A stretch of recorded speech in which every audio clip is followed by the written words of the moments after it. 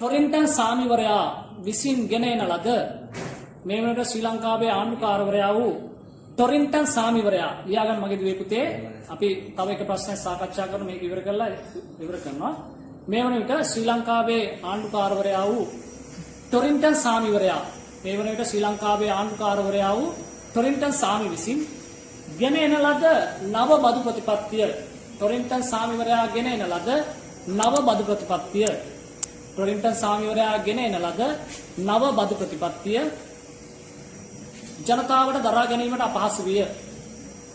මේ වන විට ටොරින්ටන් සාමිවරයා ගෙන එන ලද නව බදු ප්‍රතිපත්තිය ජනතාවට දරා ගැනීමට අපහසු විය. නව බදු ප්‍රතිපත්තිය ජනතාවට දරා ගැනීමට අපහසු විය. නව බදු ප්‍රතිපත්තිය ජනතාවට දරා ගැනීමට අපහසු විය. ඒවානම් ස්තෝපුබද්ධ ලියා ගන්න. ඒවානම් ස්තෝපුබද්ධ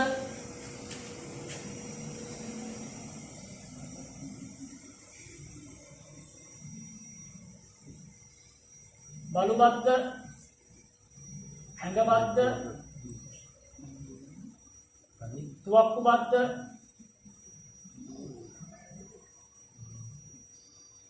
කරත්තබද්ධ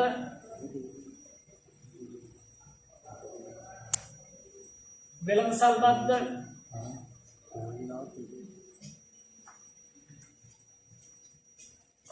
ඔරුපාරුබද්ධ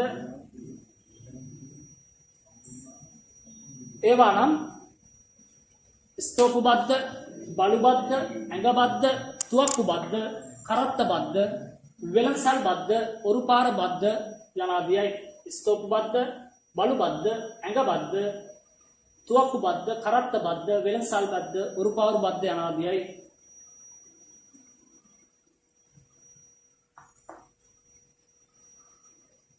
මේනුත් බලුබද්ධ ඇඟබද්ධ හා තුවක්කුබද්ධ මේනුත් බලුබද්ධ ඇඟබද්ධ හා තුවක්කුබද්ධ මේනුත් බලුබද්ධ ඇඟබද්ධ හා තුවක්කුබද්ධ මේනුත් බලුබද්ධ ඇඟබද්ධ හා තුවක්කුබද්ධ ජනතාවට දරා ගැනීමට අපහසු විය.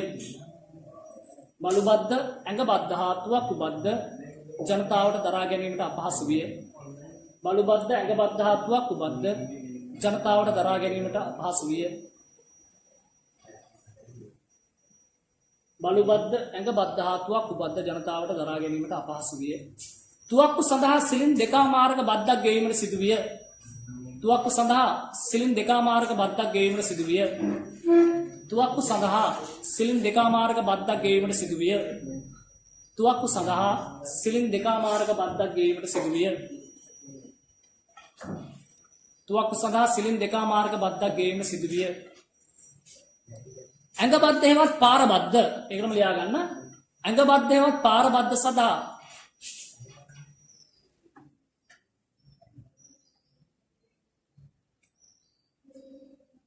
ඇඟබද්ධ හා පාරබද්ධ සඳහා ඇඟබද්ධ හා පාරබද්ධ සඳහා දුවල පුතාලට ඇහෙනවද?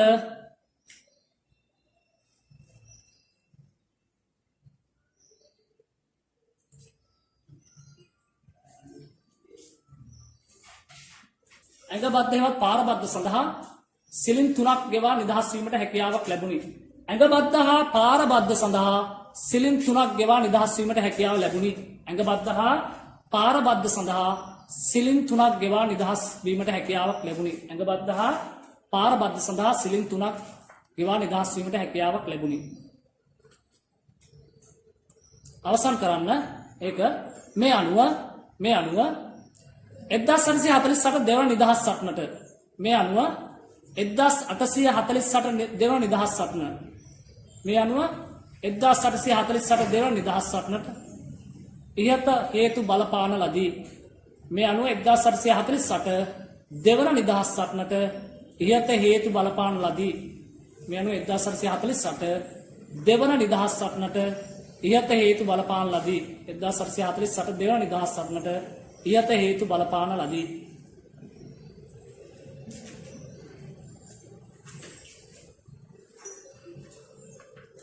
හරි අපි සාකච්ඡා කරන්නේ අද අවසාන ප්‍රශ්නේ මගේ දුවේ පුතේ අවසාන ප්‍රශ්නේ සාකච්ඡා කරන්නේ.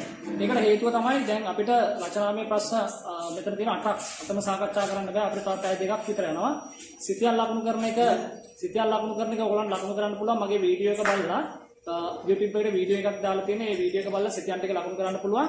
ඔයගොල්ලෝ අනිවාර්යෙන්ම ලංකා සිතියමකුයි ලෝක සිතියමකුයි ළඟ තියලා ඒ සිතියම ලකුණු කරලා මම දීලා තියෙන ස්ථාන ටික සිතියම ලකුණු කරලා මට ෆෝවර්ඩ් කරන්න. මම ඒකේ අඩුපාඩු වැරදි බලලා ඔයගොල්ලන්ට අනිවාර්යෙන්ම දානවා.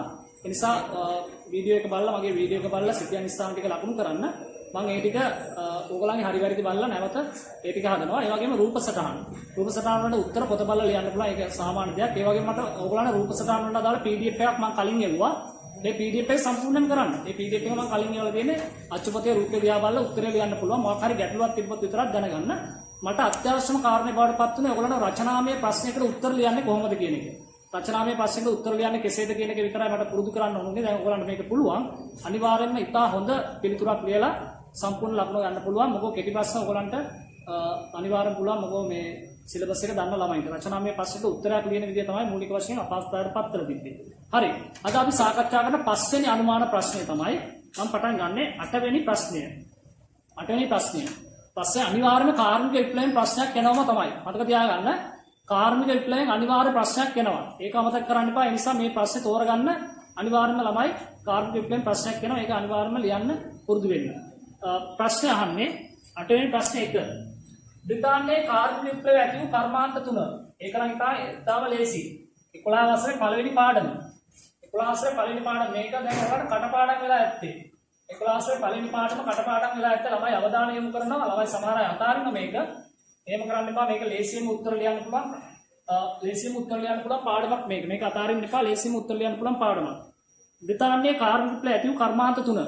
කර්මාන්ත 3 තමයි පේෂ කර්මාන්තය, යකඩ හා වාණේ කර්මාන්තය, පේෂ කර්මාන්තය, යකඩ හා වාණේ කර්මාන්ත, පේෂ, යකඩ හා වාණේ, ගල් අඟුරු.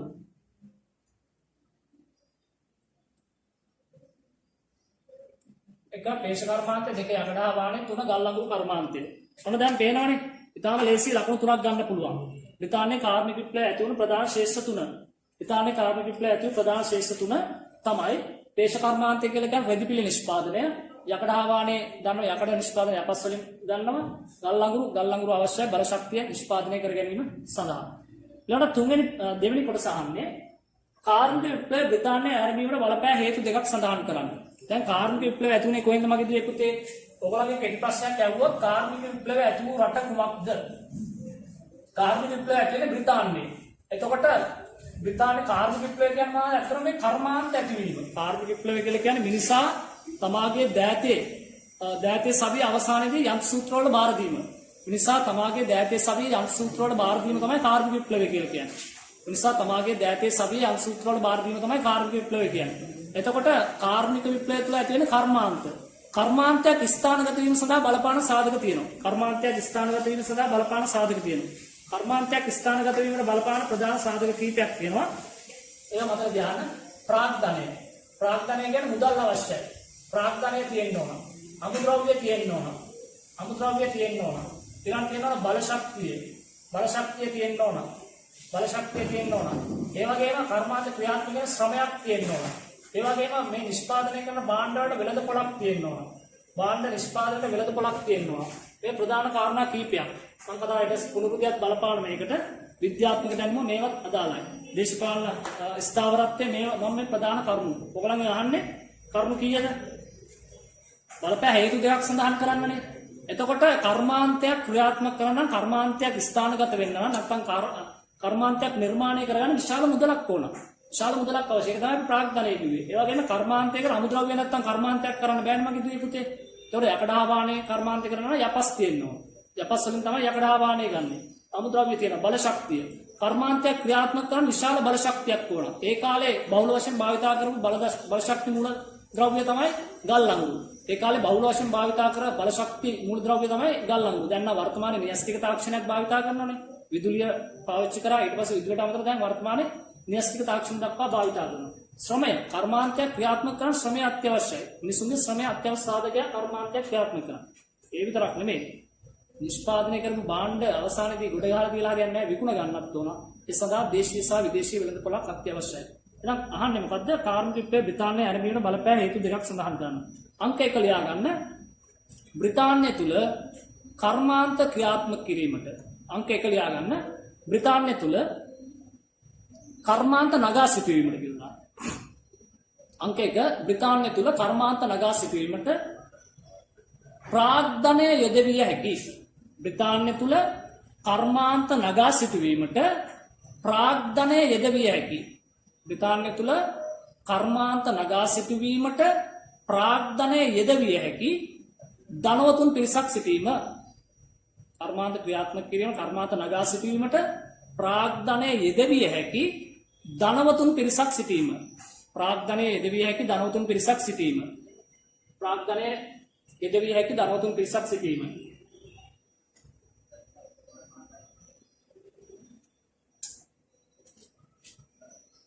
අංක 2 මම කිව්වේ මොකද්ද? මෙන්න මේක. අංක 2 යට ලියා ගන්න. බ්‍රිතාන්‍ය තුල කර්මාන්ත වලට අවශ්‍ය බ්‍රිතාන්‍ය තුල කර්මාන්ත වලට අවශ්‍ය අංක 2 යට ලියා ගන්න. බ්‍රිතාන්‍ය තුල කර්මාන්ත වලට අවශ්‍ය අමුද්‍රව්‍ය බ්‍රිතාන්‍ය තුල කර්මාන්ත වලට අවශ්‍ය අමුද්‍රව්‍ය වූ යපස්. බ්‍රිතාන්‍ය තුල කර්මාන්ත වලට අවශ්‍ය අමුද්‍රව්‍ය වූ යපස් හා බලශක්ති ප්‍රභවය වූ ගල් අඟුරු. බ්‍රිතාන්‍ය තුල කර්මාන්ත වලට අවශ්‍ය අමුද්‍රව්‍ය වූ යපස් කර්මාන්ත වලට අවශ්‍ය අමුද්‍රව්‍ය වූ යපස් හා බලශක්ති ප්‍රභවය වූ ගල් අඟුරු. බලශක්ති ප්‍රභවය වූ ගල් අඟුරු. බලශක්ති ප්‍රභවය වූ ගල් අඟුරු බහුලව දක්න ලැබීම. බලශක්ති ප්‍රභවය වූ ගල් අඟුරු බහුලව දක්න ලැබීම. යපස් සහ බලශක්ති ප්‍රභවය වූ ගල් අඟුරු බහුලව දක්න ලැබීම.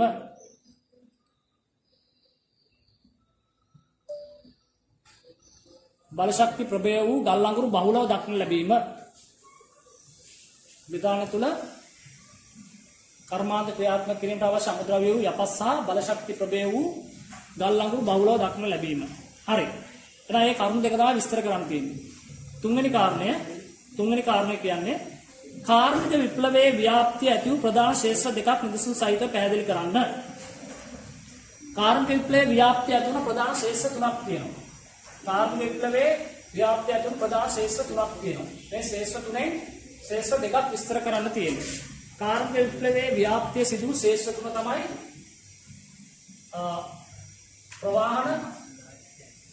ප්‍රවාහන සංනිවේදන කුෂිකාර්මික.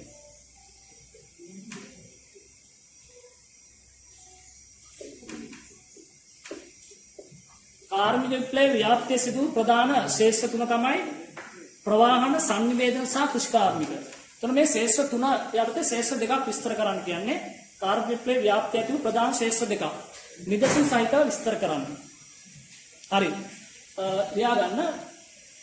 ශේෂ්ත්‍ර දෙක මුලින්ම ලියා ගන්න. අංක 1 ප්‍රවාහන ශේෂ්ත්‍රයේ දියුණුව. අංක 1 ප්‍රවාහන ශේෂ්ත්‍රයේ දියුණුව. අංක 1 ප්‍රවාහන ශේෂ්ත්‍රයේ දියුණුව. අංක 1 ප්‍රවාහන ශේෂ්ත්‍රයේ දියුණුව. අංක 2 සංනිවේදන ශේෂ්ත්‍රයේ දියුණුව. අංක 1 ප්‍රවාහන ශේෂ්ත්‍රයේ දියුණුව. අංක 2 සංනිවේදන ශේෂ්ත්‍රයේ දියුණුව. අංක 1 ප්‍රවාහන ශේෂ්ත්‍රයේ දියුණුව. අංක 2 සංනිවේදන ශේෂ්ත්‍රයේ දියුණුව. අංක 1 ප්‍රවාහන ශේෂ්ත්‍රයේ දියුණුව. අංක 2 සංනිවේදන ශේෂ්ත්‍රයේ දියුණුව.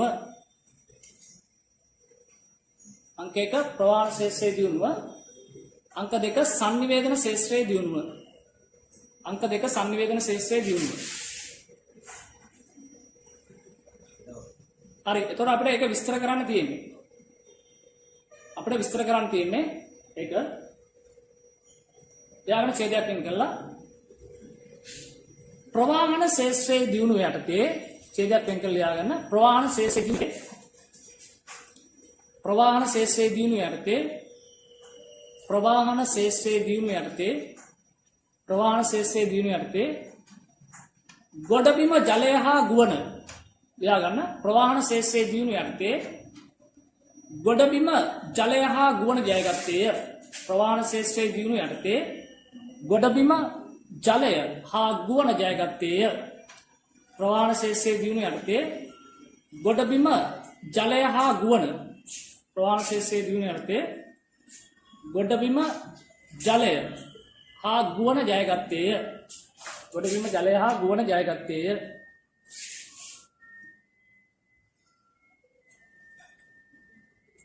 ගොඩබිම් ප්‍රවාහනයේදී ඒකටම ලියා ගන්න මගේ දුවේ පුතේ. ගොඩබිම් ප්‍රවාහනයේදී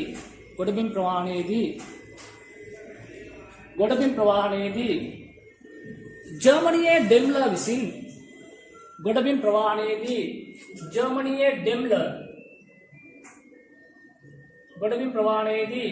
ජර්මනියේ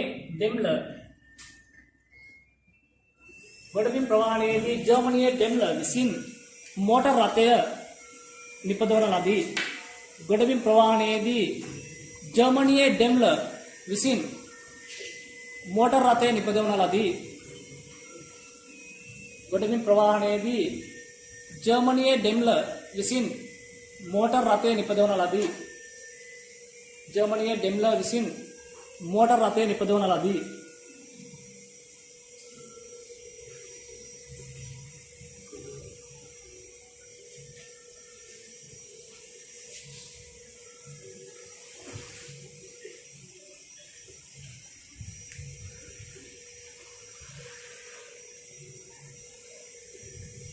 जल प्रवाहनेदी जल प्रवाहनेदी जल प्रवाहनेदी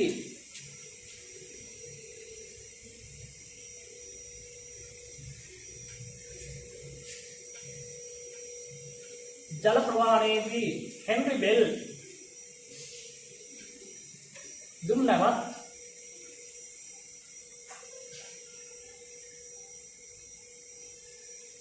जल प्रवाहनेदी हेनरी बेल दुम्नवत रॉबर्ट फुलटन दुम्बोट्टुवत जल प्रवाहनेदी हेनरी बेल दुम्नवत रॉबर्ट फुलटन दुम्बोट्टुवत जल प्रवाहनेदी हेनरी बेल दुम्नवत रॉबर्ट फुलटन दुम्बोट्टुवत निर्माण कलेय हेनरी बेल दुम्नवत जल प्रवाहनेदी हेनरी बेल दुम्नवत रॉबर्ट फुलटन दुम्बोट्टुवत निर्माण कलेय हेनरी बेल दुम्नवत रॉबर्ट फुलटन दुम्बोट्टुवत निर्माण कलेय हेनरी बेल दुम्नवत रॉबर्ट फुलटन दुम्बोट्टुवत निर्माण कलेय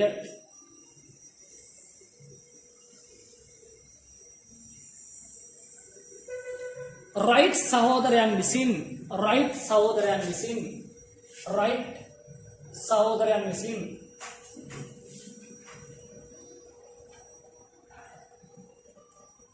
ගුවන් යානය राइट सहोदरයන් විසින් ගුවන් යානය निर्माण කරන ලදී. राइट सहोदरයන් විසින් ගුවන් යානය निर्माण කරන ලදී. राइट सहोदरයන් විසින් ගුවන් යානය निर्माण කරන ලදී. राइट सहोदरයන් විසින් ගුවන් යානය निर्माण කරන ලදී. राइट सहोदरයන් විසින් ගුවන් යානය निर्माण කරන ලදී.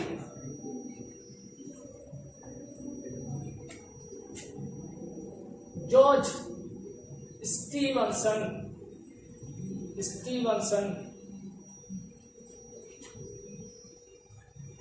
दुम्रिय एंजिम निपदवीय जॉर्ज स्टीवनसन दुम्रिय एंजिम निपदवीय जॉर्ज स्टीवनसन दुम्रिय एंजिम निपदवीय जॉर्ज स्टीवनसन दुम्रिय एंजिम निपदवीय जॉर्ज स्टीवनसन दुम्रिय एंजिम निपदवीय जॉर्ज स्टीवनसन दुम्रिय एंजिम निपदवीय हरी छेदයක් වෙන් කරලා ලියා ගන්න.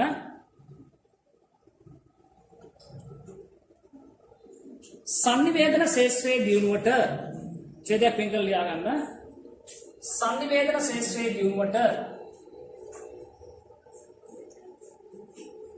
sannivedana ශේෂ්ත්‍රයේ දියුණුවට sannivedana ශේෂ්ත්‍රයේ දියුණුවට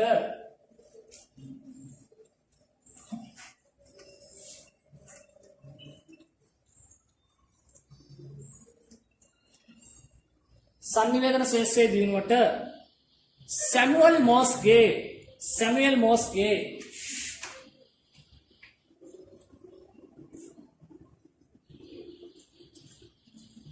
සැමුවෙල් මොස්ගේ ටෙලිග්‍රාෆ් ක්‍රමයක්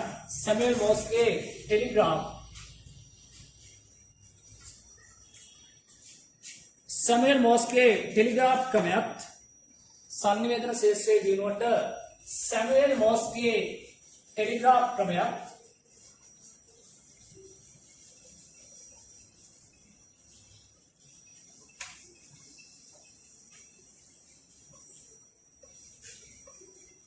Samuel मोस्के telegraph क्रमයක්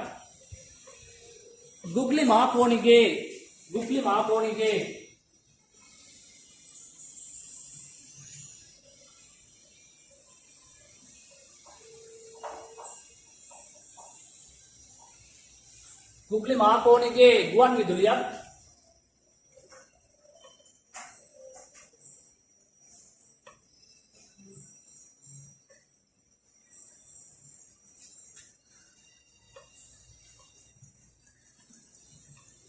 गुग्ली मार्कोनिगे गुवन विदुलियत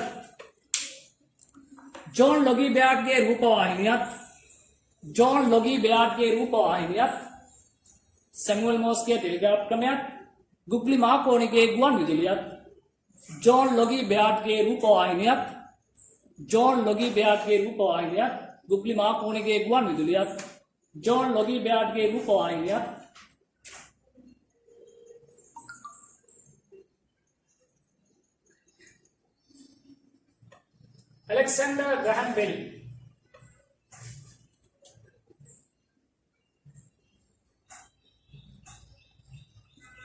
Alexander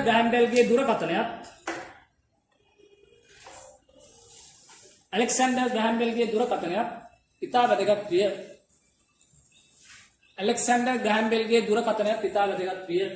Samuel මොස්ගේ telegraph ක්‍රමයක් गुग्ली मार्कोनिगे गुवन विदुलियत जॉन लोगी बेयार्डගේ රූපවාහිනියත් अलेक्जेंडर ग्रैहम बेलගේ දුරකථනයත් ඉතා වැදගත් විය. अलेक्जेंडर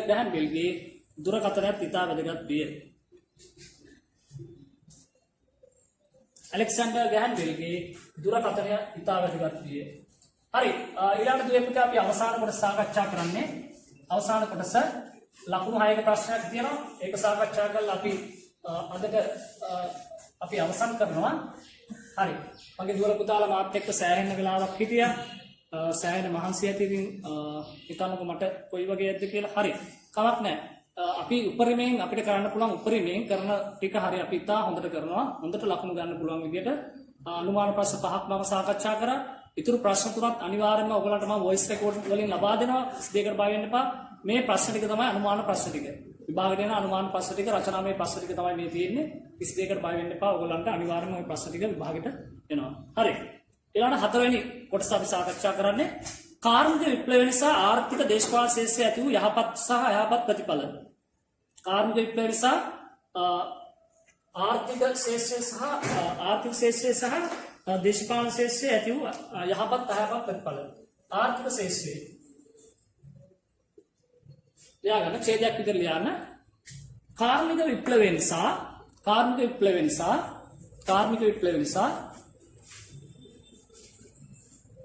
දේශපාලන හා ආර්ථික ශේෂ්ත්‍රයේ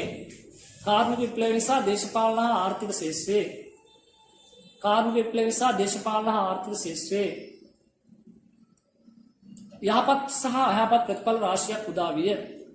කාර්මික විප්ලවය නිසා දේශපාලන හා ආර්ථික ශේෂ්ත්‍රයේ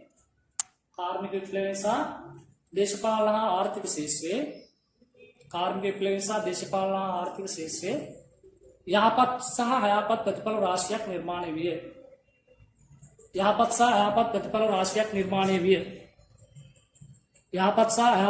රාශියක් නිර්මාණය විය.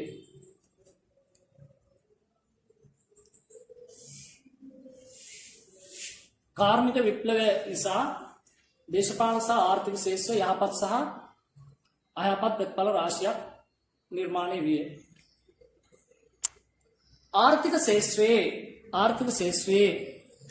ආර්ථික ශේෂ්ත්‍රයේ ඇති වූ ප්‍රධාන වෙනස්කම් වූයේ ආර්ථික ශේෂ්ත්‍රයේ ඇති වූ ප්‍රධාන වෙනස්කම් වූයේ ආර්ථික ශේෂ්ත්‍රයේ ඇති වූ ප්‍රධාන වෙනස්කම් වූයේ ස්වයංපෝෂී ආර්ථික ක්‍රමය බිඳ වැටීමට ලක්වීමත් ආර්ථික ශේෂ්ත්‍රයේ ඇති වූ ප්‍රධාන වෙනස්කම් වූයේ ආර්ථික ශේෂ්ත්‍රයේ ඇති වූ ප්‍රධාන වෙනස්කම් වූයේ ආර්ථික ශේෂ්ත්‍රයේ ඇති වූ ප්‍රධාන වෙනස්කම් වූයේ ස්වයංපෝෂී ආර්ථික ක්‍රමය බිඳ වැටීමත් ආර්ථික ශේෂ්ත්‍රයේ ඇති වූ ප්‍රධාන වෙනස්කම් වූයේ ස්වයංපෝෂී ආර්ථික ක්‍රමය බිඳ වැටීමට ලක්වීමත්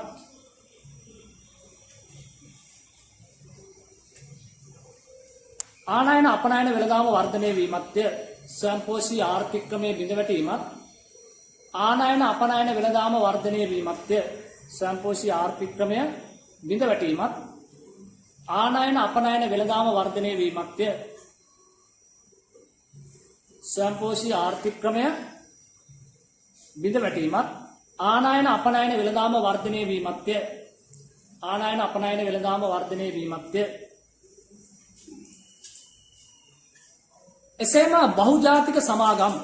එසේම බහුජාතික සමාගම් නිර්මාණය වීම එසේම බහුජාතික සමාගම් නිර්මාණය වීම එසේම බහුජාතික සමාගම් නිර්මාණය වීම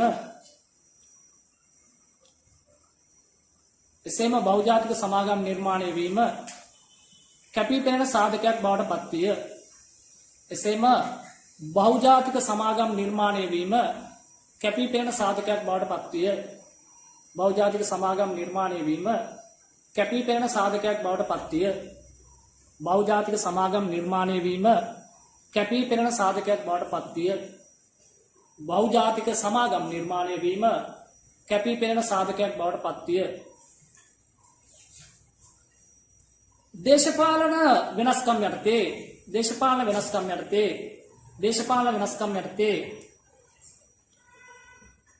දේශපාලන වෙනස්කම් යටතේ ධනපති හා නිර්ධන දේශපාලන වෙනස්කම් යටතේ ධනපති හා නිර්ධන පන්ති ભેදයක් ඇතිවීම දේශපාලන වෙනස්කම් යටතේ ධනපති සහ නිර්ධන පන්ති ભેදයක් ඇතිවීම ප්‍රධාන වේ දේශපාලන වෙනස්කම් යටතේ ධනපති සහ නිර්ධන පන්ති ભેදයක් ඇතිවීම ප්‍රධාන වේ දේශපාලන වෙනස්කම් යටතේ ධනපති සහ නිර්ධන පන්ති ભેදයක් ඇතිවීම ප්‍රධාන වේ දේශපාලන වෙනස්කම් යටතේ ධනපති සහ නිර්ධන පන්ති ભેදයක් ඇතිවීම ප්‍රධාන වේ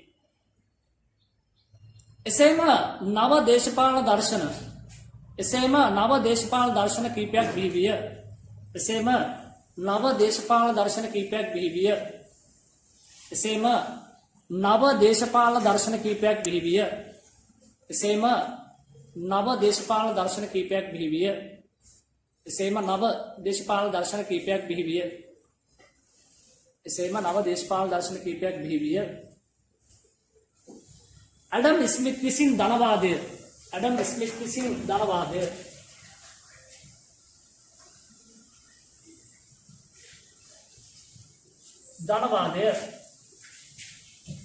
කාල් මාක්ස් සමාජවාදය